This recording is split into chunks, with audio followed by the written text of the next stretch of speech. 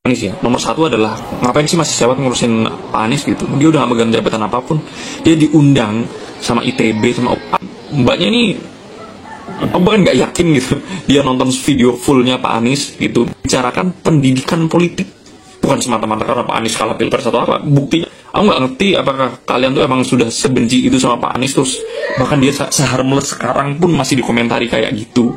Anies bahkan nggak pernah ya secara frontal dan terbuka ngeritik pemerintah, tuh nggak pernah. Itu menyindir pun itu menyindir yang membuat kita berpikir ulang gitu, pesan-pesannya seperti apa. Dan jangan cuma sepotong doang pas bagian nyindirnya aja yang disoroti gitu, tonton the whole video gitu. I don't even know how to start, but okay. First, ini yang dikatakan dengan sesat pikir atau logical fallacy, ya, dengan dia menyerang kepribadian saya hanya untuk membela seseorang, dan ini biasanya disebut dengan ad hominem. Ad hominem adalah dia alih-alih mengomentari hal yang substansial dalam video saya, tapi dia mengatakan yang aneh-aneh dan macam-macam terhadap saya. Tuh, ad hominem pertama, sesat pikir dia. Yang kedua, sesat pikir dia adalah dia terlalu membanggakan membuka buku data dari orang lain, dan itu merupakan sesat pikir atau logical fallacy yang biasa kita kenal dengan appeal to authority, ya. Manusia diberikan keberkahan berupa akal dan pikiran, itu yang membedakan manusia dengan binatang, sehingga kita mempunyai neokorteks untuk mengolah data.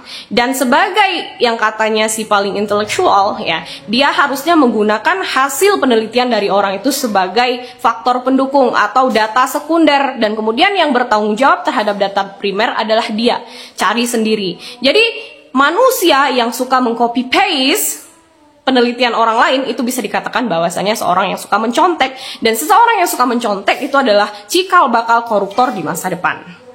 Yang kedua, narasi Anda sangat kontradiktif sekali ketika Anda mengatakan kenapa sih saya masih sibuk mengurusi Pak Anies padahal Pak Anies tidak lagi menjabat. Di akhir video Anda mengatakan seperti ini, mengapa kamu itu hanya fokus kepada narasi kebencian yang dikeluarkan oleh Pak Anies. Lalu Anda juga mengatakan kenapa kemudian Anda fokus kepada sindiran Pak Anies, padahal sindiran itu bisa seharusnya membuat kita lebih berpikir kritis. Nah, di situ poinnya tuh. Ketika saya memerhatikan video itu secara keseluruhan, saya menemui ada yang tidak beres, yaitu ada narasi yang berpotensi memprovokasi orang banyak. Apa jadinya kalau seandainya kita membiarkan provokasi terus beredar? Ini tentu akan membuat sesama anak bangsa menjadi bertabrakan. Jika Anda adalah orang yang berpikiran terbuka, Anda juga harus bisa menangkap substansial dari video saya, yaitu saya tidak mau adanya provokasi di negara ini. Jika Anda adalah warga negara yang baik, maka Anda akan melakukan hal yang sudah termaktubkan pada alinea keempat Undang-Undang Dasar 1945. Di sana kita diwajibkan untuk turut serta menciptakan ketertiban umum, ketertiban di ruang lingkup negaramu, bahkan di ruang lingkup internasional. Karena saya sudah melihat video abah Anda itu secara keseluruhan, saya menemui suatu hal yang tidak beres di situ ketika saya berpikir. Itulah saya memberi pesan kepada Anda, pentingnya menyimak secara keseluruhan. Jangan hanya karena ada nama Anies di situ lalu Anda langsung emosi dan mengabaikan pesan-pesan positif yang ada di video saya. Jadi berhentilah melakukan semacam fanatisme buta, karena itu tidak akan baik untuk kesehatan mental Anda. Negara ini demokrasi dan negara ini harus menjunjung tinggi toleransi. Correct me if I'm wrong. Bang Deddy Sitorus, Bang Guntur Romli, Pak Hasto dan kawan-kawannya, ingat-ingat kata Pak Bambang Pacul ya, jangan lawan orang baik, jangan lawan orang cantik, kalah kau pasti. Jadi jangan lawan Pak Jokowi, rugi kau nanti. Saya itu udah diem loh ya, dicela saya diem, dijelekan saya diem, saya ngalah terus loh, sampai ada batasnya. Kalau Pak Jokowi marah itu tersinggung, ya jangan-jangan benar gitu.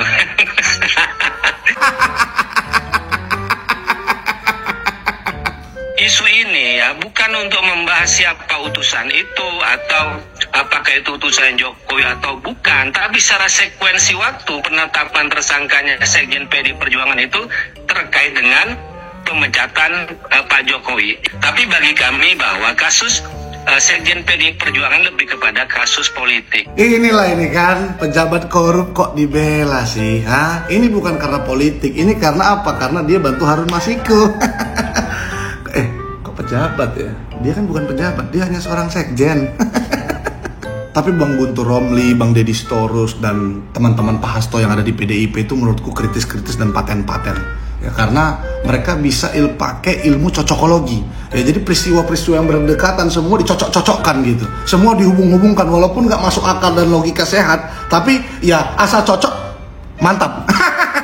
Contohnya katanya Pak Jokowi habis dipecat, selang beberapa waktu Pak Hasto langsung jadi tersangka. Wih, cocok kali katanya. Ya kan, menurut sekuensi waktu kata Bang Guntur Romli ini sangat cocok. Berarti pada saat Pak Hasto ketangkap kemarin, ya, kaos kakiku juga hilang di rumah. Aku mau kantor pagi-pagi tuh kaos kakiku hilang. Berarti kalau dicocok-cocokologikan, siapa yang menghilangkan kaos kakiku? Apa jangan-jangan ketika aku sering kritik Pak Hasto, kaos kakiku diambil Pak Hasto? Wow, cocokologi yang luar biasa. Nah, untuk kawan-kawanku sekarang, coba kalian buat ilmu cocokologi ya terkait Pak Hasto kayak barusan yang ku buat. Ya, yang kayak barusan Bang Guntur Romli buat. Ya, asal cocok aja nggak apa-apa, tulis di kolom komentar. Yang menang, yang paling menarik tentang Pak Hasto, nanti kalian dapat dokumen dan video rahasia yang dari Rusia itu, yang sekarang nggak diungkap-ungkap. Aku pun nggak ngerti, jangan-jangan udah kerendam juga kayak handphone rumahsiku. Nggak tahu kenapa ya, di akhir-akhir ini PDI Perjuangan, kader-kadernya, mereka selalu memfitnah seorang Jokowi. Terakhir memfitnah yang dimana bahwa Jokowi katanya menyuruh ya utusan untuk meminta Bapak Jokowi tidak dipecat dari PDI Perjuangan. Itu lagi-lagi fitnah. Bahkan Bapak Jokowi menantang siapa yang menyuruh dan siapa yang diutus. Tapi jawabannya itu belum, tidak ada apa-apanya. Bahkan belum ada jawaban dari orang yang memfitnah Bapak Jokowi, seorang kader PDI Perjuangan yang di sana. Saya paham betul ya, Bapak Jokowi itu digoyang, dihajar, diserang nama baiknya. Untuk apa? Melemahkan kekuatan seorang Jokowi agar tidak membuat partai.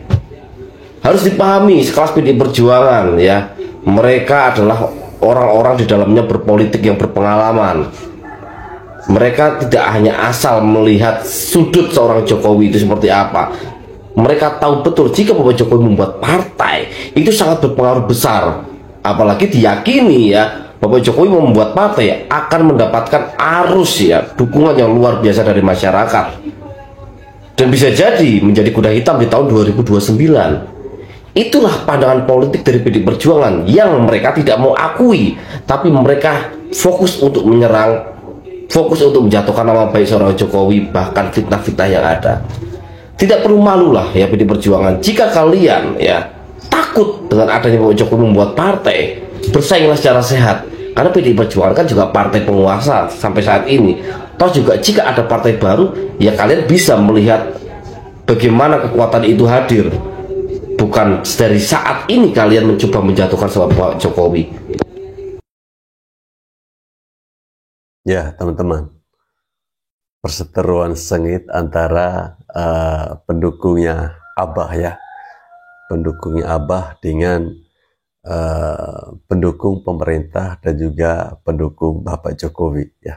Ini tentu terkait dengan ketika Anies diundang di salah satu masjid atau apa ya, saya lupa. Di situ kan ada diskusi. Jadi Anies berbicara tentang politik. Ya, setahu saya kalau di tempat ibadah itu tidak boleh kita berbicara politik, kemudian menyindir-nyindir pemerintah. Setahu saya di tempat ibadah itu tempatnya untuk memberikan pencerahan tentang agama. Koreksi kalau saya salah. Ya, menurut saya ini merupakan sebuah sesat pikir ya. Dan ini seru ya. Ini terasa seperti Pilpres ini masih terus berjalan ya. Padahal sudah berapa bulan ya. Sudah berapa bulan kita sudah memasuki pada pemerintahan yang baru. Tapi ya masih saja ya, maklum ya anak Abah ya seperti itu ya. Apapun yang Anies ngomong, kalau ada yang mengcounter, mereka akan membela mati-matian. Padahal yang dibicarakan oleh Anies itu nggak benar. Sejak kapan Anies benar? Hah? Koreksi kalau saya salah.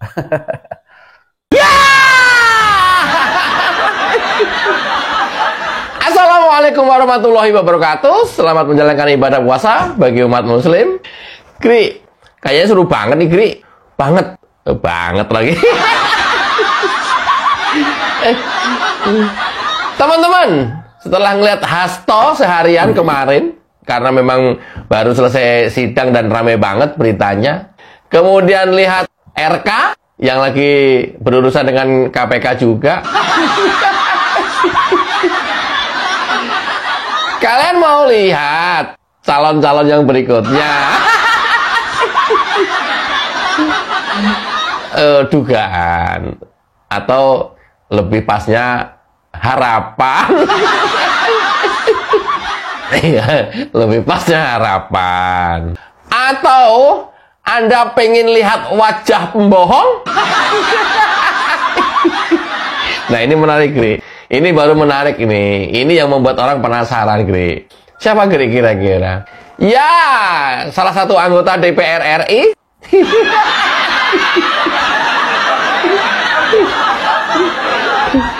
Perhatikan gerak-geriknya ya. Perhatikan juga cara ngomongnya. Ya, saya putar video singkat saja. Inilah wajah pembohong yang kita bisa saksikan di banyak media hari ini. Perlu diketahui bahwa pada sekitar tanggal 14 Desember itu ada utusan yang menemui kami ya, yang memberitahu bahwa Sekjen harus mundur, lalu jangan pecat Jokowi, dan menyampaikan ada sekitar 9 orang dari PDI Perjuangan yang menjadi target dari pihak kepolisian dan KPK.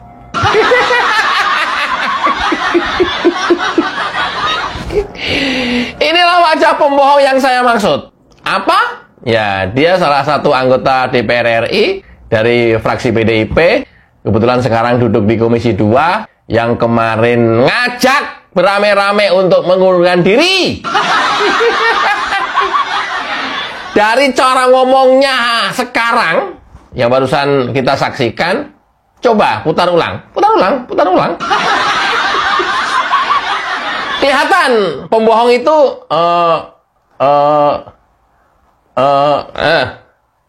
kelihatan.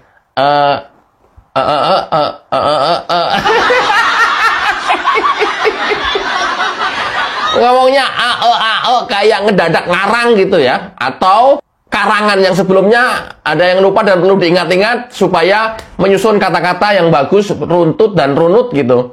Jadi pakai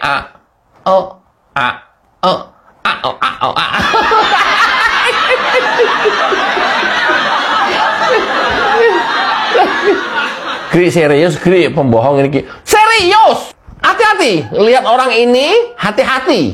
Ini adalah fraksi PDIP DPR RI. Hati-hati. Itu satu ngomongnya. Yang kedua, langsung dibantah oleh Pak Jokowi yang dia tuduh dalam video ini. Cekidot. Ya, harusnya disebutkan siapa, itu loh biar jelas. Nggak ada. Siapa? Anunya apa? Kepentingannya apa? Saya memutus untuk itu. Kepentingannya apa? Coba logikanya. Jadi tidak ada. Saya itu udah diem loh ya. Difitnah saya diem, dicela saya diem, dijelekan saya diem, dimaki-maki saya diem. Saya ngalah terus loh. Tapi ada batasnya. Ya. Oke. Langsung dibantah sama yang dituduh. Hati-hati nih. Hati-hati teman-teman. Ini adalah yang tadi video pertama itu wajah pembohong yang ada di Indonesia. Kebetulan DPR RI lagi. Hati-hati. Ya, inget ini wajah pembohong nih. Ya. Dan ada beberapa banyak omongannya dia selain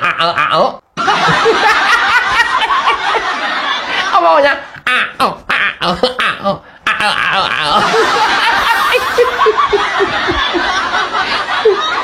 Yang kedua, langsung dibantah oleh Pak Jokowi. Yang ketiga, dia bilang tanggal 14 didatangi salah satu utusan yang menyampaikan pesan supaya tidak memecat Jokowi dan Sekjen harus mundur. Lalu ada 9 orang kader PDIP yang akan ditarget oleh KPK ataupun Polri, hati-hati. Ini adalah omongan pembohong. Ini orang ini bohong besar. Udah gitu cilakanya duduk di anggota DPR RI lagi.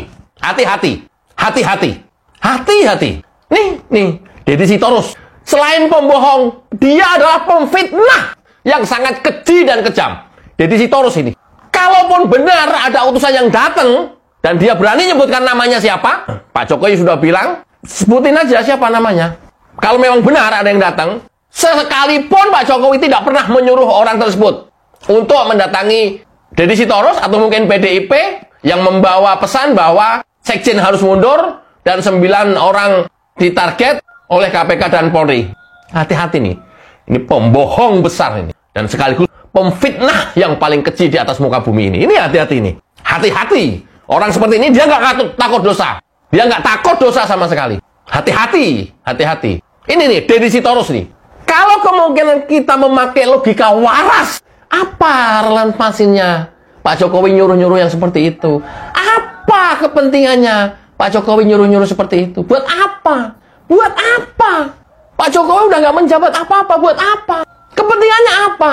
Ini kalau otak kita waras ya, mikirnya waras ya. Makanya hati-hati banget terhadap satu orang pembohong besar ini. Hati-hati banget. Ini mulut pembohong ini. Hati-hati, berkali-kali saya sampaikan. Ini nih, hati-hati banget. Oke, setelah 1, 2, 3 tadi udah dibantah langsung sama Pak Jokowi. Yang keempat, dia bilang tanggal 14 Desember didatangi oleh seseorang menyampaikan pesan itu dari Pak Jokowi. Tanggal 14 Desember itu adalah konferensi pers bahwa Pak Jokowi dipecat dari PDIP. Kalaupun itu benar, pasti akan dilakukan sebelum tanggal 14. Udah konferensi pers, ngapain menyampaikan itu? Udah disiarkan ke masyarakat, ngapain menyampaikan itu? Logikanya coba, masuk nggak? Kalaupun benar ada oknum atau seseorang yang diutus Pak Jokowi menyampaikan pesan itu, logikanya harusnya terjadi sebelum tanggal 14 Desember. Mungkin seminggu, 2 minggu, atau jauh hari, supaya Pak Jokowi tidak dipecat, supaya Hasto mundur. Tapi dia bilang tanggal 14 Desember didatangi oleh seseorang yang membawa pesan itu dari Pak Jokowi. Padahal tanggal 14 itu adalah konferensi persnya PDIP pemecatan Jokowi. Tanggal 14 Desember. Oh, masuk akal juga enggak gitu ya. Apa lantas kemudian setelah diumumkan ke masyarakat menganulir pembatalan pemecatan Pak Jokowi? Kan nggak mungkin, nggak logik gitu, nggak make sense gitu ya. Kalian bikin drama, bikin skenario yang cerdas dong, bos.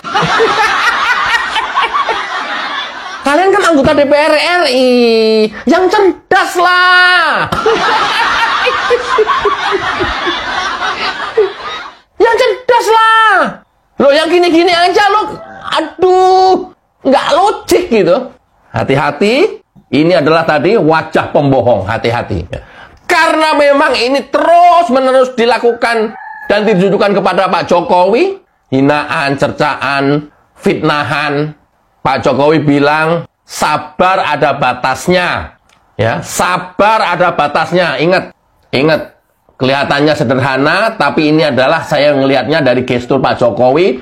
Puncak kemarahan Pak Jokowi hari ini diucapkan oleh beliau. 1 sudah masuk, Hasto. Kalau kita mau sambung-sambungkan dengan ucapan Pak Jokowi, ya enggak apa-apa. Waktu yang akan mengujinya. Mungkin Pak Jokowi tidak melakukan apapun terhadap apa yang dia ucapkan. Tapi orang-orang Pak Jokowi, orang-orang pendukung Pak Jokowi, yang kemudian merasa dipojokkan terus-menerus, merasa juga difitnah terus-menerus, padahal Pak Jokowinya sudah diem, mereka-mereka ini yang bergerak, men. Termasuk gua hari ini menangkal ucapan lu. Orang-orang yang lingkaran Pak Jokowi yang nggak mau Pak Jokowi dihina terus, yang nggak mau Pak Jokowi direndahkan terus, apalagi yang nggak mau Pak Jokowi difitnah terus. Udah difitnah, diem loh. Kalian nggak pernah berhenti memfitnah. Deddy Sitorus, anggota DPR RI, Komisi 2, PDIP. Dari Dapil Kaltara. Gila, luar biasa. Ya, mudah-mudahan ada loh, kita nggak pernah tahu. Ya, mungkin orang-orang yang pegang kartu truf kalian segera akan berbuat, ada loh, nggak tahu. Bukan tidak mungkin, kemudian nggak berapa lama nyusul Hasto, kemudian hari ini kamu teriak-teriak mencoba membela diri. Mungkin, saya nggak tahu. Bisa jadi, dugaan. Karena apa? Orang-orang Pak Jokowi nggak mau terima begitu saja. Kalian hinakan Pak Jokowi terus-menerus. Kalian caci maki terus-menerus. Kalian fitnah loh. Kalian lakukan fitnah ke Pak Jokowi terus-menerus. Nanti kita ketawa-ketawa ya. Ya, setelah beberapa saat, Deddy Sitorus segera menyusul Hasto Kristianto. Insya Allah. Saya juga saya nggak tahu. Ini gila nih Deddy Sitorus ini. Anggota DPR, men. Kelasnya kayak begini, gila. Ini biasanya kayak ini udah tanda-tanda kiamat bagi dia ya, udah dekat ini.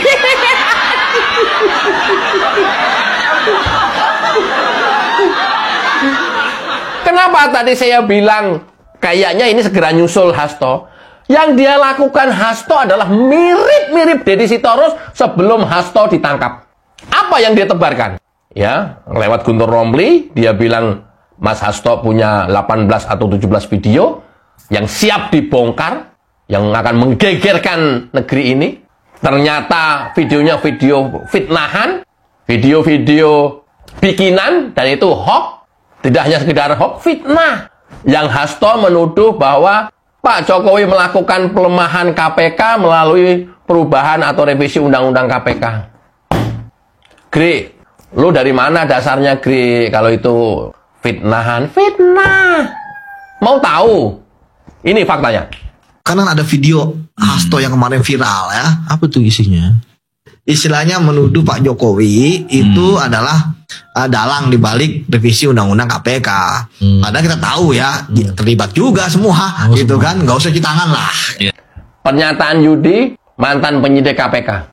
Dia orang dalam, dia tahu persis siapa yang melakukan revisi undang-undang pelemahan KPK. Di video saya sebelumnya, saya bilang sumber masalahnya adalah di DPR RI, bukan di Pak Jokowi. Karena Pak Jokowi nggak mau tanda tangan revisi undang-undang KPK tersebut. Karena ada beberapa pasal yang menurut Pak Jokowi itu nggak tepat dan minta diganti atau dihilangkan. 4 kalau nggak salah. Tapi kan tetap aja dituduh dan itu jalan terus. Hasilnya apa? Hasilnya yang menebarkan fitnah itu sekarang masuk penjara. Bukan karena tuduhan itu ke Pak Jokowi. Sebab lain. Mungkin nanti Deddy Sitorus juga sama. Bukan karena Pak Jokowi. Sebab lain. Sebab lain juga akibat perilaku, tindak tanduk, dan perbuatannya dia sendiri. Bukan karena orang lain. Bukan. Karena perilaku dia sendiri. Dan masyarakat kita juga nggak pernah tahu apa yang akan terjadi. Tapi itu bakal terjadi. Kenapa? Kalau sudah pendukungnya marah, mungkin tidak cukup sampai bertubuh. Ingat ya, fitnah soalnya ini. Fitnah itu, kalau yang difitnahnya diem saja, atau berdoa, Allah langsung jawab doa orang yang kena fitnah itu seketika itu. Nggak lama-lama. Tapi profil Pak Jokowi yang seperti ini, mana mungkin mendoakan orang jelek. Mana mungkin Pak Jokowi bertindak jahat mendoakan orang jelek. Tetap mendoakan, mudah-mudahan sadar. Mudah-mudahan kembali ke jalan yang benar. Mudah-mudahan menjadi orang baik. Pasti itu doanya. Nggak mungkin mudah-mudahan Deddy kena azab. Nggak mungkin lah. Nggak mungkin banget itu. Mudah-mudahan Deddy menerima karmanya dari apa yang dia ucapkan sendiri. Enggak. Saya yakin itu enggak. Tapi ingat, pendukung-pendukung Pak Jokowi nggak terima dengan kamu tuduh seperti itu. Allah nggak terima dengan kamu fitnah terus-menerus dan bertubi-tubi. Secara general yang dilakukan oleh PDIP. Gila kan? Ini udah aduh. Udah dongok. Benar-benar dongok. Ngawur dan nggak berdasar. Supaya nanti dia membuktikan orangnya dibawa muncul, dia benar-benar bilang saya diutus Pak Jokowi bla bla bla bla bla gitu. Biar nggak semuanya menjadi fitnah. Gampang banget ngarang fitnahan. Gampang banget ngarang cerita model Hasto yang dia bilang pelemahan KPK dilakukan oleh Pak Jokowi. Gampang banget ngarang cerita yang model Deddy Sitorus sekarang ini. Tapi Kak Yo, aduh, apa ya? Hasil karangannya itu banyak yang nggak nyambung, banyak yang nggak make sense gitu ya. Hasil karangannya nggak masuk di akal. Banyak banget yang nggak masuk di akal. Contohnya yang tadi, tanggal 14 Desember, konferensi pers mengumumkan pemecatan Jokowi. Katanya tanggal 14 Desember, ada orang datang. Luar biasa kan? Anggota DPR RI kita. Ya ini karena mungkin, saya nggak tahu. Akibat dikumpulkan oleh ketumnya, saya nggak tahu. Mungkin. Kan dikumpulin tuh.